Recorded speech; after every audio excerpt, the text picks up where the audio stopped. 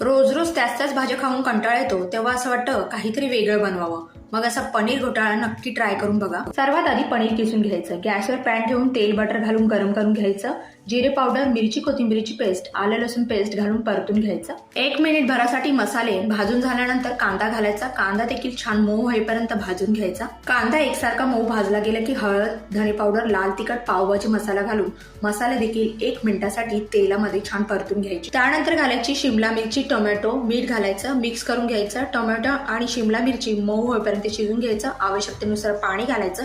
झाकण लावून 5 मिनिटासाठी शिजून घ्यायचं. झाकण काढून किसलेलं पनीर घालायचं, मिक्स करून घ्यायचं. कसुरी मेथी घालायची.